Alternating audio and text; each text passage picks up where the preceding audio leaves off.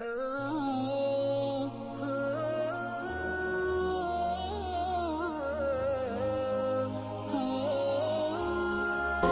ہم اپنی خواتین کو وہ حقوق نہیں دیں گے، اگر ان کے لیے جو اللہ نے جو مقرر کیا ہے وہ انہیں نہیں دیا جائے گا، تو ظاہر بات ہے کہ رد عمل میں پھر جو یہ نعرے ہیں اور بڑے خوشنما جو دعوت اٹھتی ہے وہ لازماً انہیں کھینچ کر لے جائے گی۔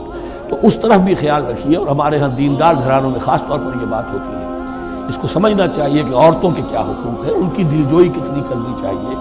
حضور نے کیا فرمایا ہے؟ تم میں سے بہترین لوگ ہو اپنے گھر والوں کے لیے اچھے ہو، بہترین لوگ ہو، ان کے حقوق کا لحاظ ہو، ان کے ساتھ سلوک ہو، ان کی دلجوئی ہو، ان کے احساسات کا بھی پاس کیا جائے۔ البتہ جہاں شریعت کا اور دین کا معاملہ آ جائے، نتھنگ ڈوئنگ، سیدھی سیدھی بات، یہ تلوار کی طرح آپ ننگے ہو جائیں اس وقت کہ یہ معاملہ دین کا ہے، اس میں میں تمہاری کوئی رعایت نہیں کر سکتا۔ ہاں میرے معاملات کے اندر جو بھی تم چاہو میں نرمی کروں گا، یہ ہو سکتا ہے۔ بس اس کو ذہن میں رکھیے، یہ کڑوی گولی ہے۔ وَلَهُنَّ مِثْلُ الَّذِي عَلَيْهِنَّ بِالْمَعْرُوفِ وَلِلرِّجَالِ عَلَيْهِنَّ دَرَجَةٌ۔ اب درمیان کے الفاظ کو تو جدید جو ہمارے ہیں دانشور وہ لے لیتے ہیں، اوپر کا نہیں دیکھتے کہ بَعُولَتُهُنَّ أَحَقُّ بِرَدِّهِنَّ، برابری کہاں رہی؟ شادی کرتے ہوئے برابری ہے، عورت کہہ سکتی میں شادی نہیں کرتی، شادی نہیں ہوگی، اس وقت برابری ہے، دونوں کی رضامندی سے شادی ہوگی، یہ برابری ہے۔ لیکن جب ایک مرتبہ بیوی بن گئی اب برابر نہیں ہے۔ اب یہ فلسفہ جا کر پوری طرح بیان ہوگا سورہ نساء میں، اور رجال قوامون علی النساء، یہ بات پھر وہاں آئے گی۔ اس کی تمہید ہے یہ کہ یہ کڑوی گولی ذرا خواتین کی حلق سے اترنی شروع ہو جائے۔ وَبَعُولَتُهُنَّ أَحَقُّ بِرَدِّهِنَّ، اور اسی طریقے سے وَلِلرِّجَالِ عَلَيْهِنَّ دَرَجَةٌ۔ البتہ اللہ نے جو ذمہ داریاں عورت کے حوالے کی ہیں، جس طرح کے اس کے فرائض ہیں ویسے ہی اس کے حقوق بھی ہیں۔ یہ ہے جو بات کہی جا رہی، لَهُنَّ مِثْلُ الَّذِي عَلَيْهِنَّ بِالْمَعْرُوفِ۔ اور یہ دنیا کا وہ اصول ہے کہ responsibilities and privileges they go together۔ کہیں آپ کا اگر ذمہ داری زیادہ تو حقوق اور اختیارات بھی زیادہ ہوں گے۔ ذمہ داری بہت ڈال دی، حقوق و اختیارات اتنے ہیں نہیں، آپ ذمہ داری ادا نہیں کر سکتے۔ جہاں ذمہ داری کم ہوگی وہاں حقوق و اختیارات بھی کم ہوں گے۔ یہ دونوں چیزیں پروپورشنیٹ چلتی ہیں۔ اب چلیے آگے، مجھے اندیشہ ہے کہ میں نے خاصا وقت اس میں لگا دیا۔ الطلاق مرتان، طلاق دو مرتبہ ہے، یعنی ایک شوہر کو دو مرتبہ طلاق دے کر اور رجوع کر لینے کا حق ہے۔ ایک دفعہ طلاق دی اور عدت کے اندر رجوع کر لیا، ٹھیک ہے۔ پھر طلاق دی اور عدت کے اندر رجوع کر لیا، ٹھیک ہے۔ تیسری مرتبہ طلاق دی، اب رجوع نہیں کر سکتا۔ الطلاق مرتان، دو مرتبہ ہو سکتا ہے۔ فَإِمْسَاكٌ بِمَعْرُوفٍ أَوْ تَسْرِيحٌ بِإِحْسَانٍ، اب اس کے بعد فیصلہ کرو، یا تو روکو اس کو اپنے گھر میں، تو وہ بھی نیکی کے ساتھ، بھلائی کے ساتھ، تنگ کرنے کے لیے نہیں، پریشان کرنے کے لیے نہیں، اور تسریح بِإِحْسَان، یا رخصت کر دینا ہے اچھے بھلے طریقے سے، بھلے مانسوں کی طرح، خوبصورتی کے ساتھ۔ روکو تو بھلائی کے لیے، اور اگر رخصت کرنا ہے تو خوبصورت انداز میں۔ وَلَا يَحِلُّ لَكُمْ أَن تَأْخُذُوا مِمَّا آتَيْتُمُوهُنَّ شَيْئًا، اور تمہارے لیے ہرگز جائز نہیں ہے کہ جو کچھ تم نے انہیں دیا تھا اس میں سے کچھ بھی واپس نہیں، جو بھی تم نے انہیں مہر دیا تھا اس میں سے کچھ واپس نہیں لے سکتے جب تم طلاق دے رہے ہو۔ ہاں اگر عورت طلاق مانگے تو اسے اپنے مہر میں سے کچھ چھوڑنا پڑے گا، یہ دوسری بات ہے۔ لیکن جب بر طلاق دے رہا ہے تو پھر وہ نہیں روک اس کو، اس میں سے جو بھی کچھ دیا ہو، یہاں تک کہ آیا ہے کہ اگرچہ تم نے ان کو احداہن قنطارا، سونے کے ڈھیر دیے ہوں، ان میں سے بھی کچھ نہیں لے سکتے واپس۔ وَلَا يَحِلُّ لَكُمْ أَن تَأْخُذُوا مِمَّا آتَيْتُمُوهُنَّ شَيْئًا إِلَّا أَن يَخَافَا أَن لَّا يُقِيمَا حُدُودَ اللَّهِ، البتہ اگر وہ دونوں یہ سمجھیں کہ ہم حدود اللہ کو قائم نہیں رکھ سکیں گے۔ مراد کیا ہے کہ فیملی لائف کے ضمن میں جو اللہ نے احکام دیے ہیں، جو آداب ہیں، جو ان کے مقاصد ہیں، وہ ہمارے مابین اتنی موافقت مزاجی نہیں ہے کہ ہم ساتھ چل سکیں۔ ایک عورت اگر یہ محسوس کرتی ہے فَإِنْ خِفْتُمْ أَلَّا يُقِيمَا حُدُودَ اللَّهِ فَلَا جُنَاحَ عَلَيْهِمَا فِيمَا افْتَدَتْ بِهِ، پھر اگر اس کا یہ خیال ہے کہ یہ نہیں رکھ سکیں گے تو پھر کوئی حرج نہیں ہے ان دونوں پر کہ جو کچھ دے دلا کر عورت فدیے میں اپنے آپ کو چھڑا لے، یعنی کہ ٹھیک ہے تم نے مجھے 10 لاکھ مہر دیا تھا، میں 5 لاکھ تمہیں واپس کر دوں، یا تم نے 10 لاکھ کا میرا مہر رکھا تھا، میں کھلا مانگ رہی ہوں، میں صرف 5 لاکھ کا تم سے تقاضا کرتی ہوں، اسے اپنے مہر میں سے کچھ چھوڑنا ہوگا، یہ فدیہ ہے۔ تلک حدود اللہ فلا تعتدوها، یہ اللہ کے حدود ہیں، ان سے تجاوز مت کرو۔ دیکھیے روزے وغیرہ کے ضمن میں فلا تقربوها، اور یہاں فلا تعتدوها، اس لیے کہ یہاں بڑے دھڑلے سے آدمی جو ہے وہ ان حدود کو پامال کر جاتے ہیں۔ قانون یہی رہ جاتا ہے، روح اس کی ختم ہو جاتی ہے۔ وَمَن يَتَعَدَّ حُدُودَ اللَّهِ فَأُولَٰئِكَ هُمُ الظَّالِمُونَ، اور جو اللہ کے حدود سے تجاوز کرتے ہیں وہی ظالم لوگ ہیں۔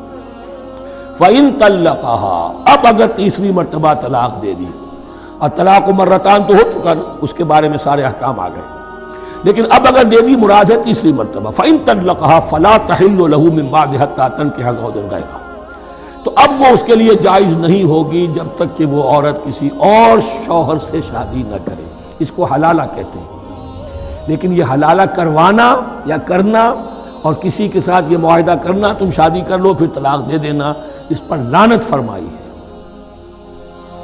حضور نے لعنت فرمائی ہے۔ اور ہمارے ہاں علم میں آتی ہے، یہ بات سننے میں آتی ہے کہ بہت سے علماء نے اس کو دھندا بنا رکھا ہے۔ حلالہ مولوی مشہور ہیں مختلف شہروں کے اندر۔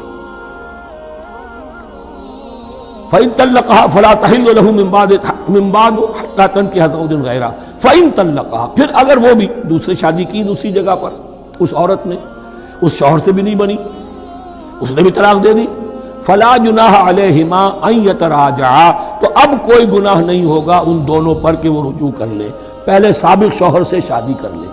یعنی عورت کو شاید عقل آ گئی ہو، کوئی اسی کی زیادتی تھی کہ پہلے شوہر کے ہاں بس نہیں سکی، اب دوسری مرتبہ کا تجربہ ہو گیا تو اس کے کان ہو گیا کہ کوئی غلطی میری ہی ہے، اب شاید دوبارہ وہ اپنے شوہر کی طرف، سابقہ شوہر کی طرف رجوع کرنا چاہے تو اس کی اجازت ہے۔